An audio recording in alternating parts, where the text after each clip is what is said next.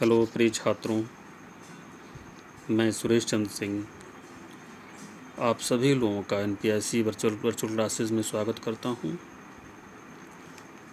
आज हम लोग class 12th English text book के फ्लेमिंगो सेक्शन के first chapter the last lesson का अध्ययन करेंगे। द लास्ट लेसन के ऑथर अल्फोंस डाउडेट हैं। लास्ट का मतलब होता है अंतिम, लेसन का मतलब होता है पाठ। तो इसका हिंदी में जो अर्थ हुआ या हिंदी में जो अनुवाद हुआ वो हुआ अंतिम पाठ। आइए पहले अबाउट द ऑथर के बारे में, उसके पश्चात अबाउट द लेसन और तत्पश्चात मेन चैप्टर में हम लोग प्रवेश करेंगे। आइए अबाउट द ऑथर के बारे में पहले पढ़ते हैं। Alphons डाउडेट 1840 to 1897 was a French novelist and a short story writer. Alphons डाउडेट, जिनका जीवन काल यहाँ लिखा हुआ है 1840 से लेकर 1897 तक इनका जीवन काल था। ये एक फ्रेंच उपन्यासकार और लघु कहानियों के लेखक थे।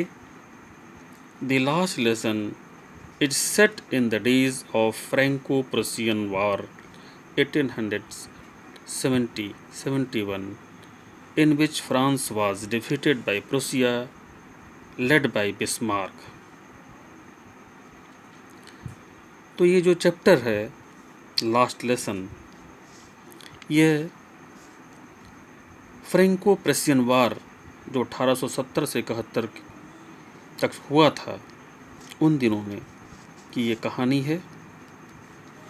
इन विच, जिसमें फ्रांस प्रसिया से डिफीट हो गया था, अर्थात हार गया था, और प्रसिया की सेना का नेतृत्व या प्रशियन फोर्सेस के जो सेना नायक थे उनका नाम था Bismarck. Prussia then consisted of what now are the nations of Germany, Poland and parts of Austria. प्रसिया, हालांकि ये प्रसिया जर्मनी का पुराना नाम है और इसको वर्तमान समय में प्रसिया को जर्मनी कहते हैं, लेकिन तत्कालीन जो प्रसिया था उसका क्षेत्रफल आज की जर्मनी की तुलना में काफ़ी वृहद था, जिसके बारे में यहाँ वर्णन किया गया है कि प्रसिया जो तब का प्रसिया जो है उसमें कौन कौन से नेशंस थे। जर्मनी था, पोलैंड था और ऑस्ट्रिया का भी कुछ पार्ट उसमें समाहित था, अर्थात काफ़ी लंबा क्षेत्रफल था। In this story the French districts of Alsace and Lorraine have passed into Russian hands. इस कहानी में या इस स्टोरी में जो फ्रेंच डिस्ट्रिक्ट्स हैं एल्सेस और लोरेन, जो कि प्रशियन के हाथों में या प्रशियन फोर्सेस के हाथों में चला गया था, दूसरे शब्दों में कहें कि जर्मनी के हाथों में चला गया था, उसी का वर्णन किया गया है। आइए आगे बढ़ते हैं, अबाउट द लेसन में प्रवेश करते हैं। The last lesson written by Alphonse Daudet narrates about the year 1870 when the Prussian forces under Bismarck attacked and captured France. तो जो लास्ट लेसन है चैप्टर, जो लास्ट लेसन या जो अंतिम पाठ नाम का जो ये चैप्टर है, जिसे अल्फोंस डाउडेट के द्वारा लिखा गया है, यह बताता है, किसके बारे में बताता है? नरेट्स मतलब बताना या सुनाना या बयान करने से मतलब यहाँ पर है अबाउट द ईयर 1870 के बारे में बताता है। When the Prussian forces under Bismarck attacked and captured France, जब प्रसिया के सैनिकों ने बिस्मार्क के नेतृत्व में फ्रांस पर आक्रमण किया और फ्रांस को अपने अधीन कर लिया था। The new Prussian rulers discontinued the teaching of French language in the schools of Alsace and Lorraine. तो जो नई प्रशियन रूलर उस क्षेत्र का हो गया था फ्रांस के, उसने जो 2 डिस्ट्रिक्ट थे एल्सेस और लोरेन, उसमें फ्रेंच लैंग्वेज जो स्कूलों में पढ़ाया जाता था फ्रेंच लैंग्वेज, उसके पढ़ाने पर रोक लगा दी थी और फ्रेंच टीचर्स को वहाँ से छोड़कर चले जाने का आदेश जारी कर दिया गया था। तो ये एक नीति के तहत किया जाता है कि यदि किसी क्षेत्र में हम ज़बरदस्ती काबिज हो जाते हैं सैन्य बल के द्वारा, तो वहाँ के लोगों पर अपना सर्वाधिकार स्थापित करने के लिए सबसे पहले उनको उनकी मूल भाषा से पृथक कर दिया जाता है और उनके मूल भाषा से पृथक करने के बाद उनके ऊपर शासन करना ज़्यादा आसान हो जाता है।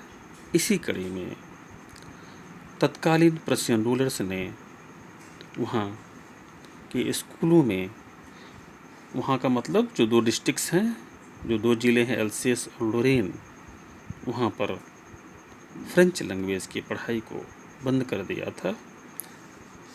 हालांकि इसमें लिखा नहीं है, लेकिन इसमें मैं आपको और जानकारी दे देता हूँ कि फ्रेंच लैंग्वेज को बंद कर जर्मन लैंग्वेज को पढ़ाने का आदेश जारी कर दिया गया था। तो ये तो अबाउट द लेसन और अबाउट द ऑथर हो गया। मेन चैप्टर में प्रवेश करने से पहले मैं आपको थोड़ी सी बातें और बताता हूँ कि ये जो पूरा का पूरा पाठ है, ये एक छोटा सा बालक है, स्टूडेंट है, जिसका नाम है फ्रेंच। उसी के द्वारा पूरी की पूरी इस कहानी को बताया गया है। तो आइए मेन चैप्टर में हम लोग प्रवेश करते हैं। I started for school very late that morning and was in great dread of a scolding, especially because M. Hamel had said that he would question us on participles and I did not know the first word about them. तो जैसा कि मैंने आपको पहले बताया कि इस पूरी की पूरी कहानी को बालक फ्रेंच के द्वारा बताया गया है, जो कि स्टूडेंट है और जिस क्लास की ये घटना है, जिस क्लास में द लास्ट लेसन पढ़ाया जा रहा था, उसमें वो बैठा हुआ था और उसी के द्वारा ये पूरी की पूरी कहानी बताई गई है। एक चीज़ मैं आपको और क्लियर कर देता हूँ कि द लास्ट लेसन, ये क्योंकि जब आदेश जारी हो गया था कि एल्सास और लोरेन में अब फ्रेंच लैंग्वेज नहीं पढ़ाई जाएगी और वहाँ के अध्यापक वहाँ से छोड़कर चले जाएं, ये आदेश जारी हो गया था, तो जो अंतिम क्लास था, जो अंतिम दिन था क्लास का, उस दिन जो अंतिम पाठ पढ़ाया गया था, उसी का पूरा वर्णन स्टूडेंट फ्रेंच के द्वारा किया गया है। तो I started for school very let that morning, कह रहे हैं यहाँ पर है, फ्रेंच कह रहा है कि उस सुबह मैं स्कूल के लिए बहुत देरी से रवाना हुआ।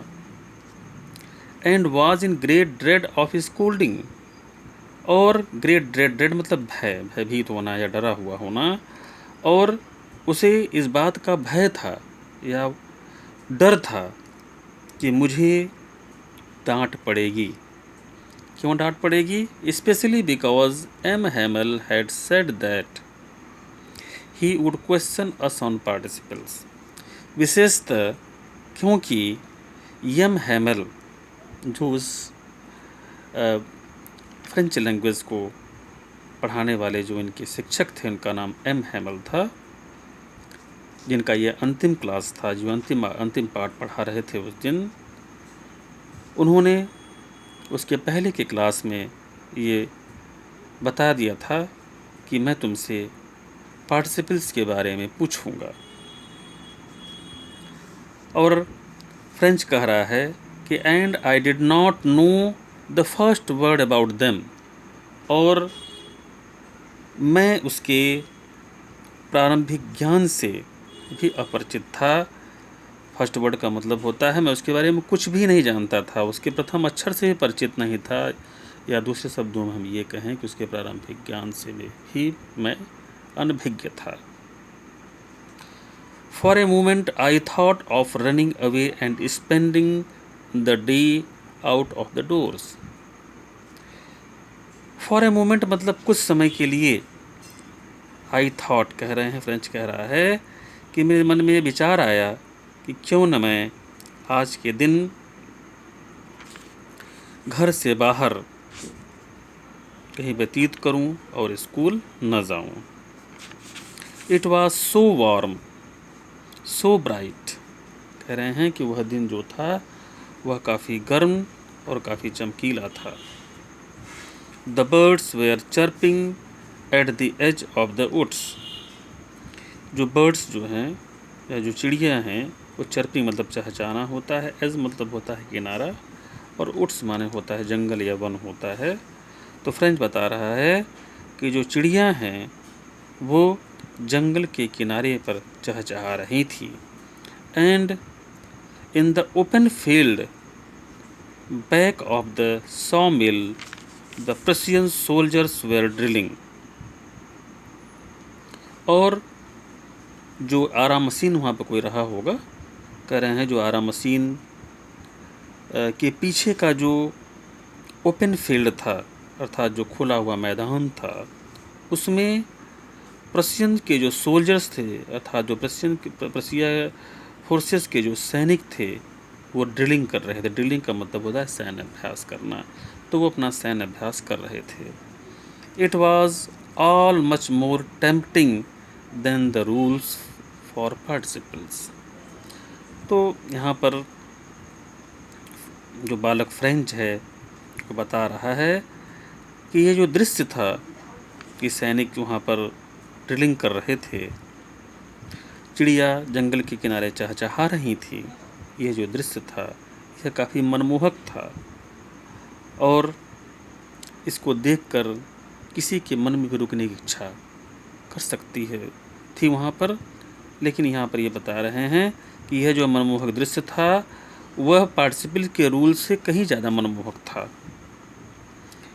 लेकिन आगे फिर कह रहे हैं फ्रेंड्स कि जो कि दृश्य बहुत मनमोहक था, मैं वहाँ रुक सकता था, लेकिन मेरे अंदर प्रतिरोध क्षमता थी, मेरे अंदर विल पावर थी, जिसके बल पर मैं वहाँ पर रुका नहीं और मैं जल्दी से आगे स्कूल की तरफ बढ़ गया।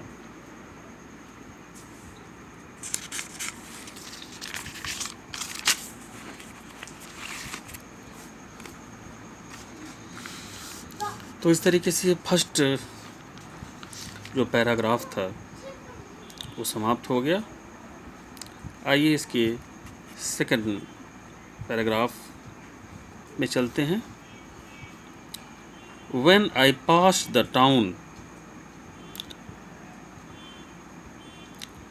hall, there was a crowd in front of the bulletin board. तो यहाँ फ्रेंच बता रहा है कि जब मैं टाउन हॉल को मैंने पास किया था, जो सभागार के सामने से मैं गुजरा, there was a crowd in front of the bulletin board. Bulletin board मतलब सूचना पट्ट होता है, तो सूचना पट्ट के सामने ढेर सारी भीड़ इकट्ठा थी। टाउन हॉल अब जानते हैं जितने भी बड़े बड़े शहर होते हैं वहाँ पर विभिन्न प्रकार के कार्यक्रमों को संपादित करने के लिए, मीटिंग्स के लिए, चाहे छोटे सभाओं के लिए एक हॉल बना दिया जाता है और उसी हॉल को टाउन हॉल कहा जाता है। तो वही यहाँ पर कह रहे हैं, यहाँ पर कहा गया है कि जब कह रहे हैं कि मैं टाउन हॉल के सामने से गुजरा तो टाउन हॉल के सामने जो बुलेटिन बोर्ड था अर्थात जो सूचना पट था उसके सामने ढेर सारी भीड़ इकट्ठा थी। For the last 2 years all our bad news had come from there. तो फ्रेंड्स यहाँ बता रहा है कि पिछले 2 वर्षों से इसी टाउन हॉल के बुलेटिन बोर्ड से अर्थात सूचना पट से हमें सभी बुरी खबरें मिलती थीं या सभी बुरी खबरों की जानकारी हुआ करती थी। कौन कौन सी बुरी खबरें थीं? The last battles. Last battles मतलब होता है कि युद्ध के दौरान जो लोग खो गए थे उनके बारे में जानकारी हुआ करती थी। और फिर आगे कह रहे हैं द ड्राफ्ट। ड्राफ्ट का मतलब यहाँ पर है कि जो भी उनका जो जर्मन फोर्सेस थे उनके जो सेना में भर्ती करने के लिए जो भी नए नए लड़कों को जो भर्ती करना था उसका जो प्रारूप था उसी को यहाँ पर ड्राफ्ट कहा गया है। तो उसी प्रारूप में जो नियम बनाए गए थे कैसे कैसे किस तरीके से किन प्रक्रियाओं के तहत उनकी भर्ती इसमें फोर्सेस में करनी है तो उसी को यहाँ पर द ड्राफ्ट कहा गया है। The orders of the commanding officers. और उस क्षेत्र के जो कमांडिंग ऑफिसर जो सेना के थे उनके जो ऑर्डर्स थे उसकी भी जानकारी उसी बुलेटिन बोर्ड से मिला करती थी। And I thought to myself without stopping what can be the matter now. तो कह रहे हैं कि उन्होंने कह रहा है मैंने स्वयं से विचार किया बिना रुके हुए कि अब क्या मैटर वहाँ हो सकता है। क्योंकि इनको स्कूल जाने की जल्दी थी इसलिए रुके नहीं, मनी मन उन्होंने सोचा और सोचते हुए आगे बढ़ गए।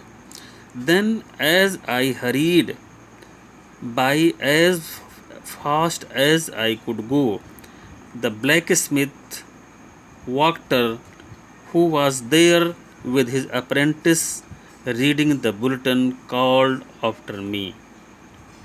कह रहे हैं यहाँ पर कि